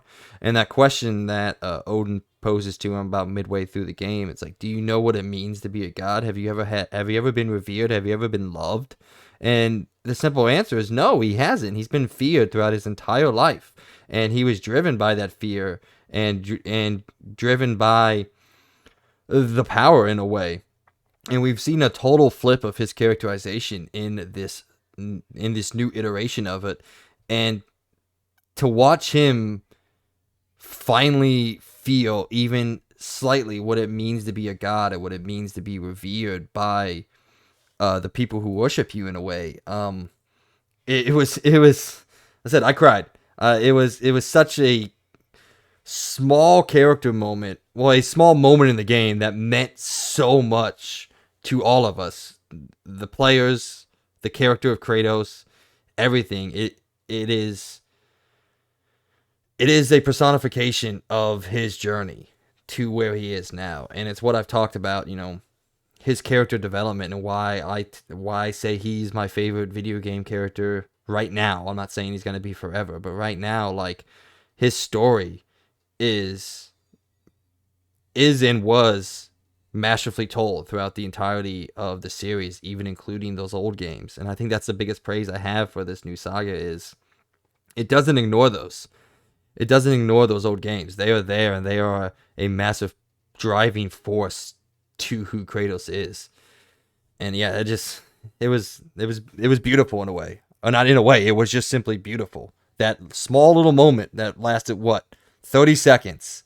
It was incredible, and I was so happy for him. And I felt that at my core. It was like, oh, good for you, man. Like, you did it, you know? yeah. I am not. I am really just confused now. Go because like either he does become the god of this realm, and maybe something attacks this realm because I mean there has been gods that clearly can travel between realms, kind of like Tyr did and collecting other things. So who is there a god of whatever the next thing will be? There's got to be something that connects these two realms together, I would think, or they, I don't know, One but that's the future. one thing I've heard out there is they didn't they in no way drove this home, but I did get a sense of this feeling that he was kind of, by nature of him killing Odin or Odin not existing anymore, he was now the Allfather in a way. Like, he had become the Allfather, and he is now the leader of what is left of the Aesir gods, and he's not even an Aesir god, so just left of the gods of Norse mythology. Now the game in no way makes that point prevalent or even brings up that point, but I got this slight feeling, and maybe that comes from the first game of the series. What happens at the end of that game, and in connection to the way that this game kind of feels. But did you get that feeling at all? I mean, I definitely did because especially even before the finale, he was the general. Everyone was like looking up to him to be the general of this big army to attack Asgard and finally end things once and for all. And I do think pretty much he is the Allfather. Everybody looks up to him. Everybody believes in him, and clearly, I think even from the what his future is supposed to be, it showed everyone kind of praising him. And I really do think he is now the Allfather. He is the leader of what is these realms. So I feel like I don't know. I mean, it can go in any way now. I feel like though I do think maybe this might be the end of Kratos' journey, and it might just be Atreus's now. But I don't know. Really? I So who you knows? think you think the series moves forward with Atreus, and And this was their way of giving Kratos his end, you know? I think so because it kind of seems like, I mean, this is old man Kratos, as everyone said, from 2018. And I feel like now he's kind of reached his climax and what I believe is his whole arc, as a character. I feel like this is it. Like he's hit it now. Now, is he gonna disappear for good? Hell no. He's still gonna be here. But do I think he's gonna be the playable character from now on? I don't think so. I really think it's Hmm. going to be Atreus from now on because Atreus was literally has been grown up. He is they taught him everything. Clearly see he now can fight. He is more than capable now. Now he just needs to train, get better, and do and fulfill his own journey now. And it kind of the way that it ended, it seems exactly that. It is now Kratos' end to his journey, and now it is Atreus' journey. And I think it's now the journey of Atreus. Now, Well, again, Kratos will still be here as a character in the story, but he won't be the main character, I think. let's talk about Atreus. You keep saying Atreus. It's Atreus, Sorry, but Atreus. Sorry. yeah. Let's talk about the journey that he goes on, because like I said before this game came out, I kind of did some reading. I read a book and a half pretty much. I didn't read all of the other one, but about Norse mythology, and it was really interesting for me having that knowledge coming into this, and the knowledge of Ragnarok and the stories behind that, of watching these two characters, Atreus and Kratos, um, fight with all their might against destiny, but at the same time, in that fight, stumble towards a destiny or towards an end that they can't escape. And I thought that was a really, really cool narrative thread that Santa Monica pulled throughout the whole game. Is like, if you have the knowledge of where this goes, you can kind of see where it goes. But watching them fight against it so desperately, and especially Kratos, watching Kratos just desperately try to fight this end that eventually comes. And in the end, he does beat it. Like, I think that's the coolest thing about this game. In the end, they do beat it in a way, but they also don't. And it's Yeah. really, yeah, like they beat their own ending, but everything still happened the exact same way it was supposed to.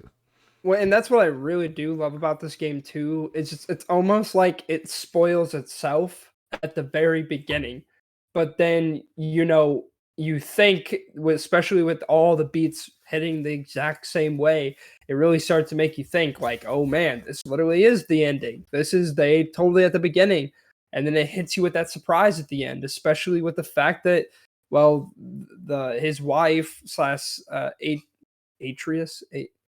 Why can't I say his name? Atreus Atreus. is Atreus. Atreus. I don't know why I keep saying it wrong. Atreus, his mom, literally just hid the truth, and that's what's so mind blowing about it because it's kind of interesting how they do it because it's like, hey, here's a spoiler of what your story is. No, no, no, no, that's not our ending. That's not our ending, and they keep like doing things that keeps pushing them towards that, and then like as you said, they in a sense broke it, but not really. They didn't really break it because it literally did end the way it was supposed to end. The way that the truth was hidden behind Odin the entire time. It ended the way that it was supposed to. So I thought that was kind of crazy and cool. I like that because it You was like very unique. you want to talk about Destiny and how Santa Monica pulled an absolute fucking fast one on everybody in Reddit and everybody in the video game industry. Oh, sorry, in the video game world as a whole. At the end of 2018, we see the mural on the wall of what everyone believed to be Kratos' death, and Atreus holding him, and like it would look like the world serpent coming out of his mouth, and in reality, that was Odin sitting there, and his spirit coming out. And they pulled an absolute fucking fast one on everybody, and Yeah. it's amazing. And I went back and looked at it, and while it's a fast one, it I can see what people are saying out there, and they say, well, that scar that you see on the man laying down in the mural is actually Odin's eye patch. I'm like, I see that, but that's a hard one. That's a stretch a little bit. Like, I get where it's what they're trying to say, but anyway, outside of that, I thought it was fucking cool as shit when I got to that point. And I actually noticed it live, which I was pretty proud of myself. And I was like, holy fuck, this is the mural when Odin was laying there. I didn't notice it at first because I was like, why is he laying in such a weird way? And I was like, holy fucking shit, this is the story of Ragnarok. Like, everything happens the exact way that it's been foretold. But Kratos and Atreus managed to, whether they break out of it or they just follow along the journey and this was what their journey was supposed to be, that's left up to the individual to decide what they think happens there. But I think it's fun. I just think it's masterful writing that, yes, you can't beat destiny in this story. It happened the exact way that it was foretold and predicted. It just, you don't always know what those predictions are, and that's linked through Kratos' story of the Oracle to Freya and Mimir in the boat when he says, when he's talking about how these prophecies and these destinies don't always come out the way that people think they are in the moment. When in the first game the Oracle helps Kratos defeat Ares, she does that because she's trying to prevent Ares from destroying the Pantheon, and in doing so, she allows Kratos to destroy the Pantheon, which is what the actual prophecy was saying. So the way that everything links together, the old games and this games, it's all fucking just mind-blowingly incredible.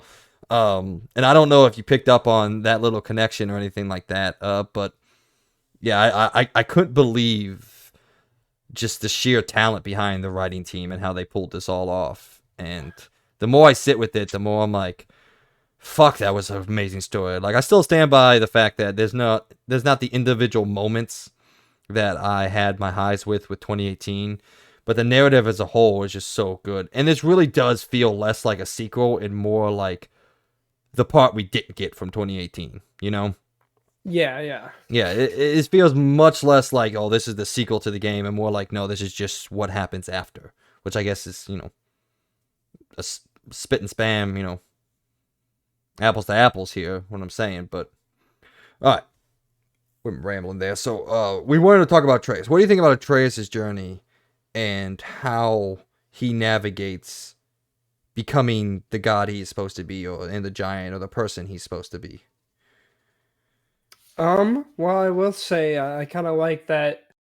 I think from the beginning, the way that he's grown up and everything, understanding now that he's a god, but not abusing his power and looking down on humans. And I like that they bring that up again from the previous game, especially in that flashback sequence, where they kind of like bring back, like an understanding that like his past, he got a little too, hungry with his power. He thought that he was above all. He was, that he's an all being and everything, and that everyone's lesser and everything.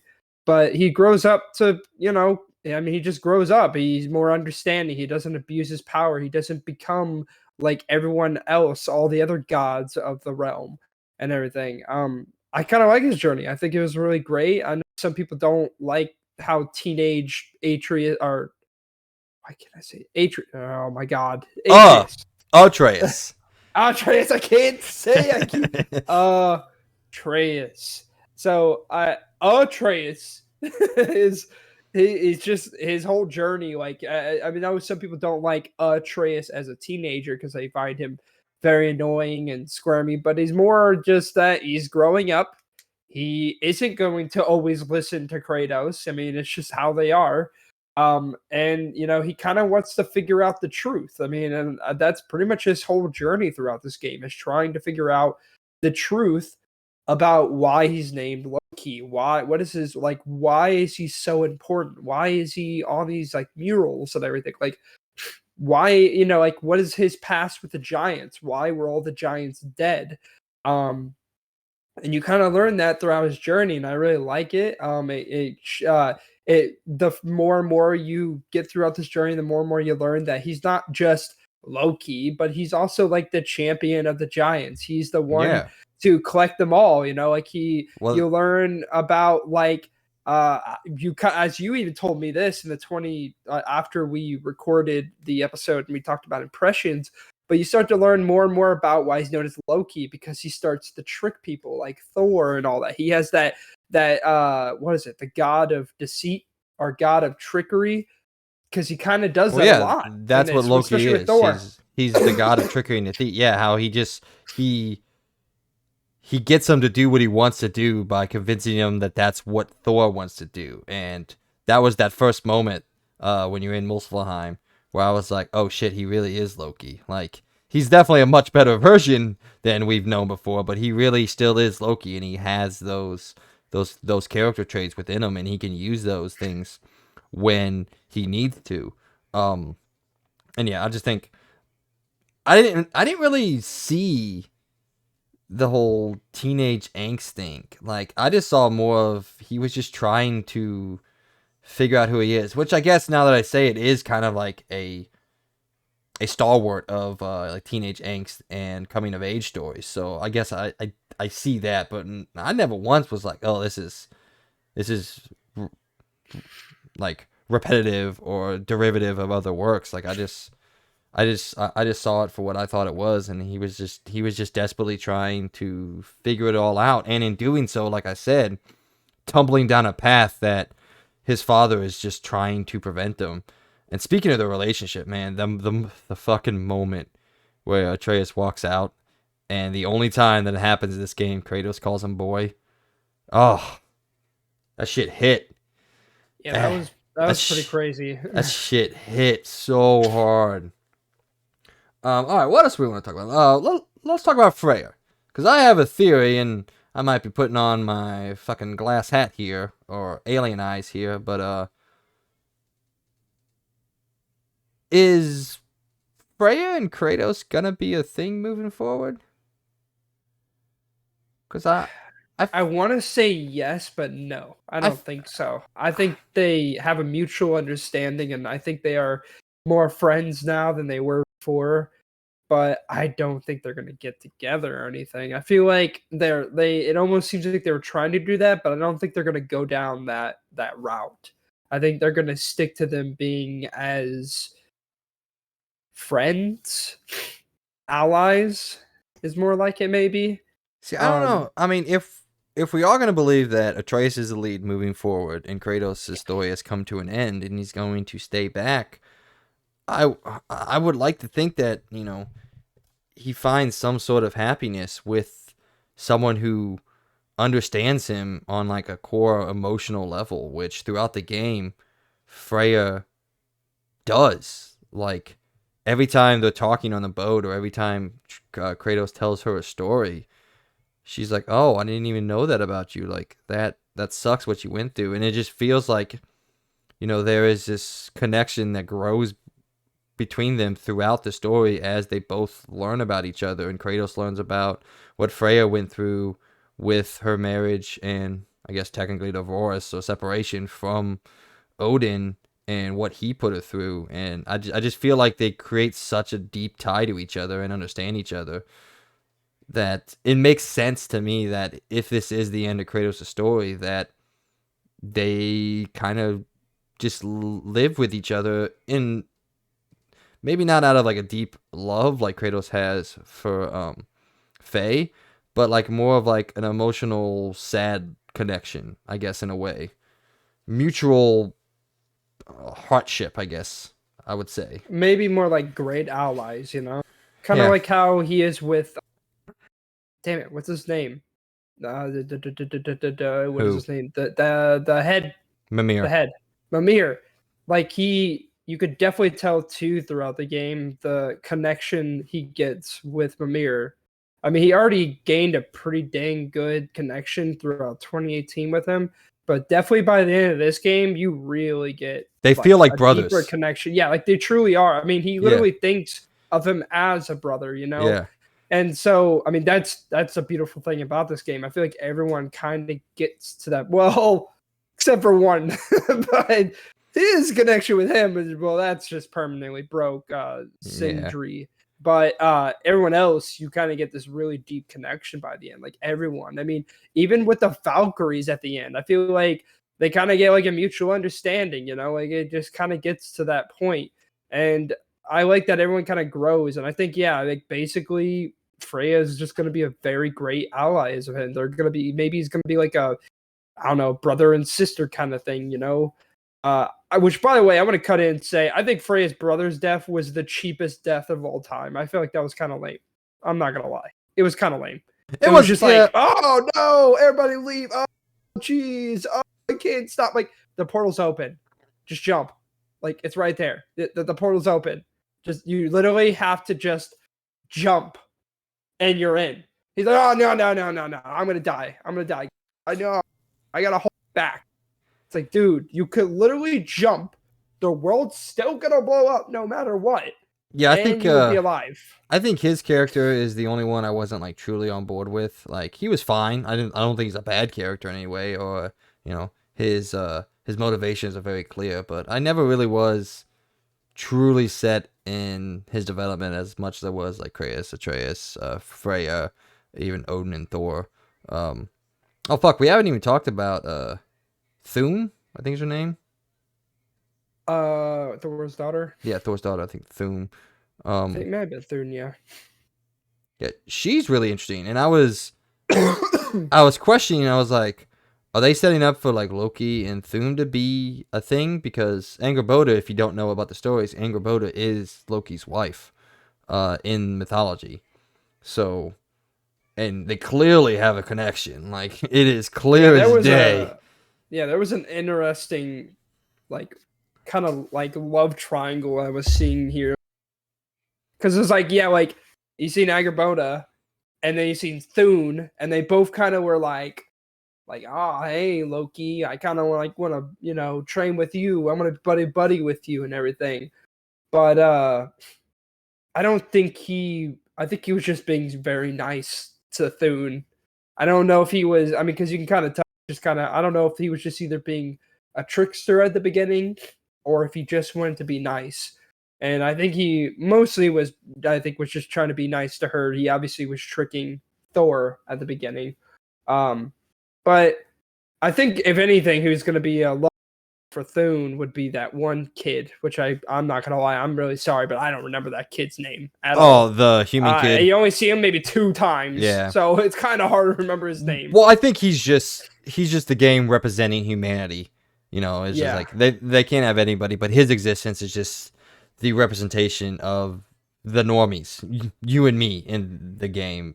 And which I like that. I like that we actually got to see more humans. Oh yeah, absolutely. It was kind of cool. It was great. You see so much in this game, and it's something that we talked about in our impressions a little bit, and definitely off stream or off recording. Like there was so much story in this game. I still don't feel like I got all of it. Like I feel like I need another playthrough. I definitely want a new game plus, so I don't have to grind for like weapons and all that, and I can just play straight through the story.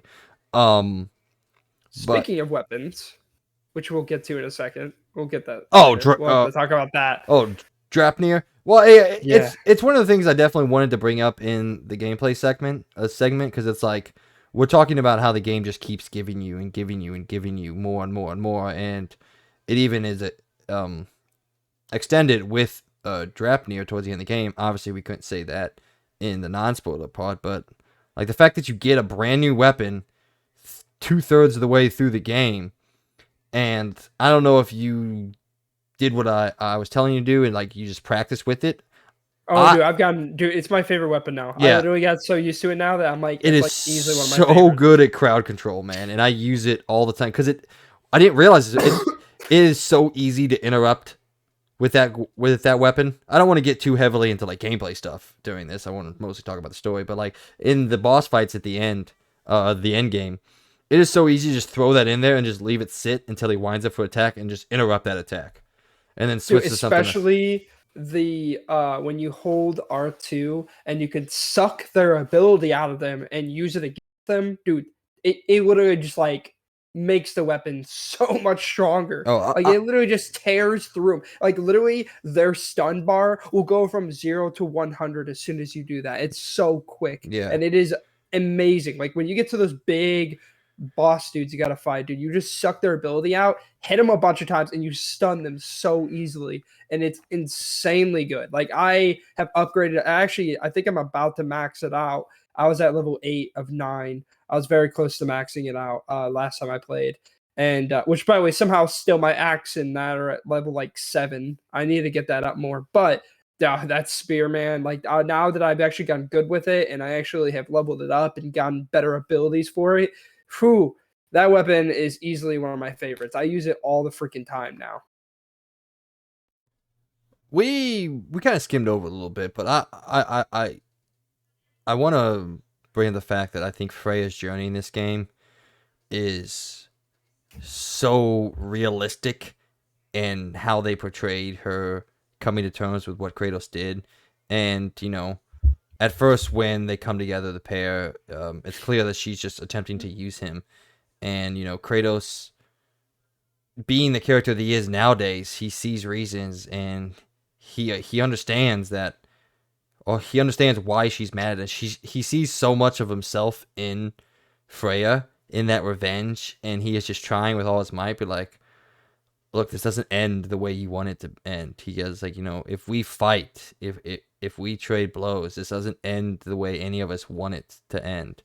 And through Kratos, like, essentially calming her down, which if you would have asked me 10 years ago if Kratos was ever going to speak reason into a character, I would have laughed in your fucking face. But Kratos speaks reason into Freya and is such a good leader and shows those, how do I want to phrase it? Shows those qualities of being a god and being worthy of reverence that he brings Freya back. And, like we just said, throughout the entirety of the game, they form what I think is easily Kratos' third biggest bond. You got Atreus, then Mimir, and then there's Freya. And I think, I just thought it was really well done. And most of that happens through gameplay narrative sections. There's not a lot of cutscene narrative or story moments where Kratos and Freya bond. They bond mostly over the gameplay and the time that they spent together. And I thought that was really well done and really well written to be able to fit that into this game without taking it out of the grander story of a whole. What do you think? No, I mean, yeah, I agree. I think it's her whole arc in this game is just very interesting because I mean, you see what happened at the end of 2018. You've seen how well, obviously, unbelievably pissed she was that she didn't get. They kind of took that choice away from her, and you just see throughout the game that like, I especially I think one of my favorite moments whenever they are coming together and they're journeying together to finally break that what is it, the bond or whatever to the realms. Yeah, So it's like her bond to the realms where she can't yeah. leave. Which, Yeah. by the way, that boss battle, fucking awesome. It was super good. It was a little difficult, but it was fun, and I don't have a problem with it being difficult. It was really fun. But I like one thing that like when he brought. I just realized this too, and I kind of like it a lot. Is that it's the first time I've seen him bring up that he had a family before, and that shit like blew me away because I was like, as soon as she was like, "Wait, what? You had another wife and a kid?" And I'm like, this is the first time I think he's ever brought that up because he didn't bring it up in 2018 at all. And Oh then no, I was he's like, definitely to the point where he's very open to talk about where he went wrong, and I think he uses it mostly to again try to speak reason into the characters. Like, look, I've been through all of this. I've been through everything that you guys have been through and more, and this is why I feel like I can help in a way. Is Kratos like a fucking therapist? I'm just realizing this as I'm talking about yeah, it. like it basically Kratos has literally been through. Like I know one of my favorites. Oh my god, I almost about to say 8, and I can't. I'm gonna do Atreus. this. Atreus. I literally was about to say it, but I'm like, oh, I don't It's know why I can't say his name correctly. it's a soft A, not a What hard A. what when he was like, "Oh, I'm just gonna get on a boat and I'm just gonna get away from here," and then Chris like, "I tried that, didn't work, Yeah. doesn't work." It's like I love that. Like anytime someone brings up something like, "Oh, maybe I'll," it's just like, "Yeah, I've done that, doesn't work." Nope. And that's actually one thing I want to really praise about this game, and I brought this up in both our impressions and in the non-spoiler part, but I love that they bring up all of this lore from even small time games, like literally Chains of Olympus and what is it called? What's the other one called? Ghost of You played Sparta. it. Ghost of Sparta, and then even Mortal Kombat. They even bring that up in this Yeah, game. I know. In the thing, I are you fucking died laughing. serious? Like they are literally bringing up everything in this game, and I'm like, it's awesome. Like especially in the journey with Freya and the whole bond, like them kind of like bonding about shit they've dealt with, and maybe Kratos trying to reason with her and understand that like he understands choices being taken away from him. Like he explains about his past with the gods taking the choice away from him and everything. And then also just like the fact that in Ghost of Sparta about his brother and like a thing that I never thought they would bring up because I mean that's just a side game. Like it's not really a big thing, but like they brought it up and I love that. It's super cool. And especially even like all the enemies he's fought in the past, like he talks about like the giants and everything. He talks about him fighting Medusa and how he had to like cut the head off and everything. And he explained the 2 ways to defeat her. Um, I love that shit. Like that was super cool, and I love that like it was kind of interesting to see them bond between all of these past stories that Kratos has and Freya, and then maybe and then end to end basically coming together and getting an understanding. And especially the big bond towards the end where they basically are now great allies with each other, where literally Kratos would do anything for her even when she didn't think he would be there to help her. He did. He went out of his way. He risked his life to do it, and I like that. That was kind of an awesome journey to where he went to show how much he appreciated her, especially for saving Atreus. Yeah, Atreus. Saving Atreus. And I like that. I like that. Like, like throughout the game, like he's bonded with her and she's even bonded with him and gained more of an understanding. And I learned, and I mean, it's still crazy that Atreus doesn't even know about Kratos and his past family. That never got brought up to him. But like she knows more than he does, his own son. I just think that's crazy and awesome. Yeah, I mean, it's just like we said in the review. I personally think the storytelling is on a whole other level. I did want to say, what do you think about some of the criticisms of the ending not bringing forth or not answering a lot of the lore questions that were had? And like I said, I don't mind that at all. Like lore is great in games, but the lore is the potatoes, right? And there's this thing in storytelling that we call if you give them the meat, you got to give them the potatoes, right? The meat of the game is the character development and the character stories and writing. The potatoes are the lore of everything behind it, and together they make one whole meal. And I think it's much more important for the meal to have the meats and the proteins and all that that you want to say. And that is the characters and all that of this game, and that's why I think it was the right choice for them to focus heavily towards the end of the game on the characters and what happens and where they're going to go and all that, and not like answering all the lore questions that people on Reddit have. So to me, it's an easy, good choice, but I guess there are people out there that were upset that they didn't answer everything. Like, what do you mean by lore? Or you mean just like the fact that injury situation and stuff like that? Or are you talking about No, like that's more characters the like the world serpent who is essentially non-existent during this game, and some of the other things that were brought up, like there are a lot of people who are upset we didn't find out who blew the horn in the first game to summon the world serpent when Kratos was in need, when Atreus was like sick in the first game and he goes to the Lake of Nine, someone blows the horn to summon the world serpent for Kratos, and there was a lot of people who were upset that we didn't find out who blew the horn. I'm like, does it matter? I mean, if we got an answer, cool, I guess, but does that matter at all for the characters of the story that they're trying to tell? I don't think I would so. gotta look that up. I don't remember that at all. Um, but I will say one lore thing that I really love that I learned from this game is the fact that basically Loki made the world serpent. That's what the snake was. Yeah, when he puts the Yeah, spirit in, Because there's that one throwaway. That's not. Well, it's not a throwaway line, but you can't miss it.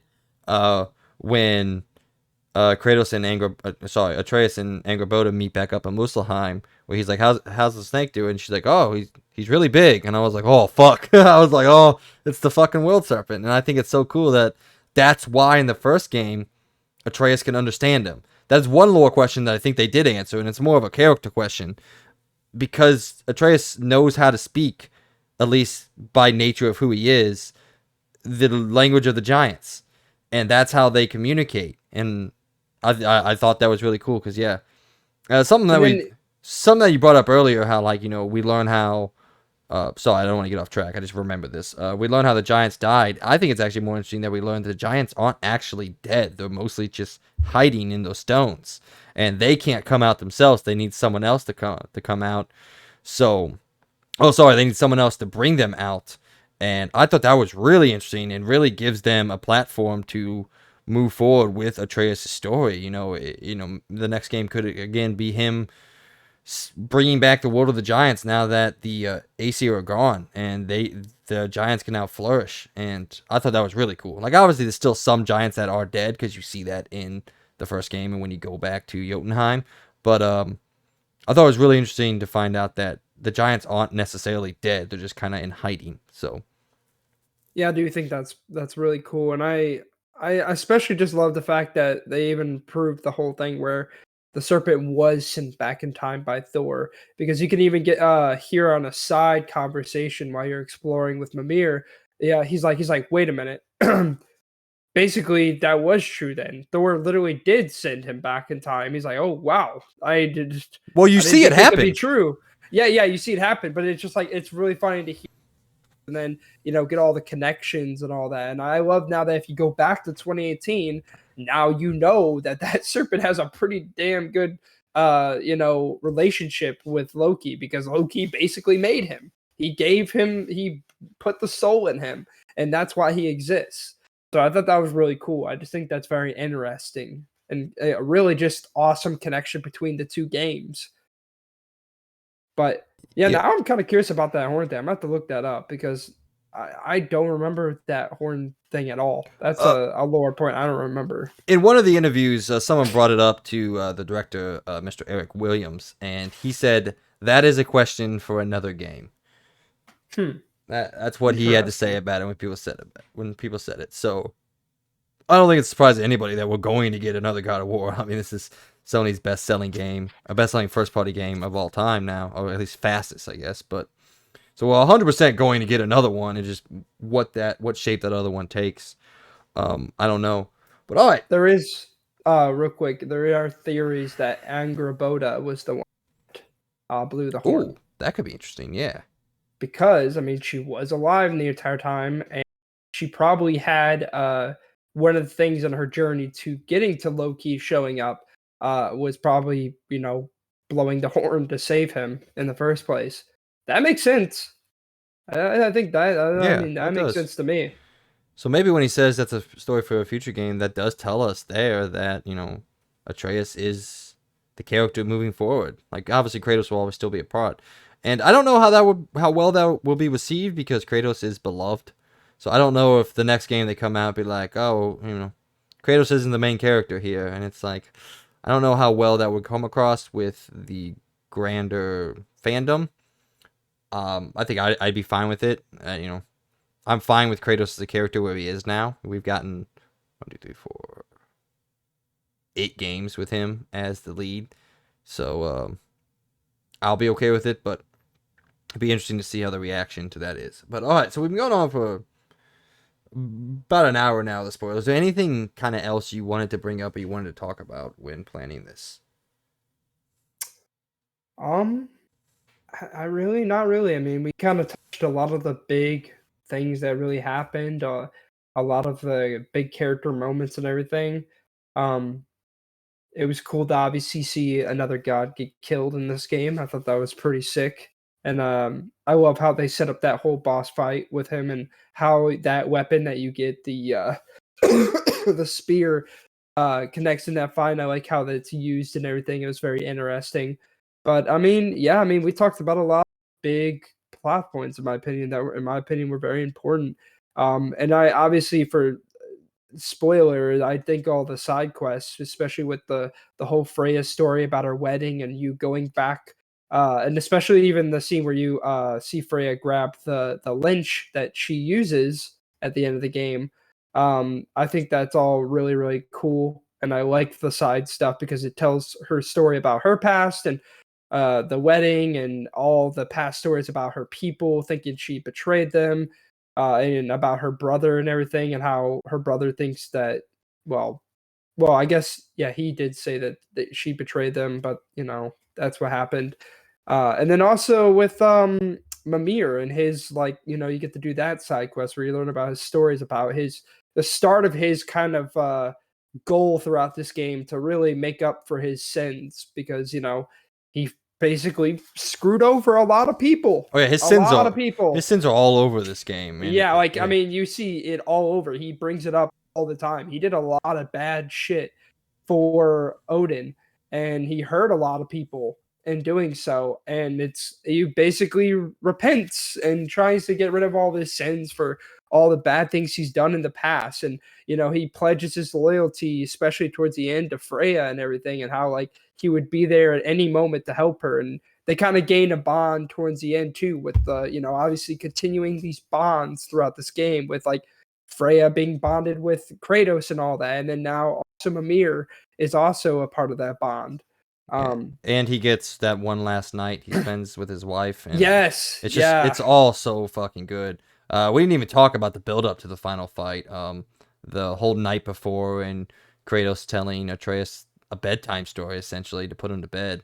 For everything that Atreus has done in this game to grow and become an adult or a god or whatever you want to say, he's still Kratos' son, and he still needs his father.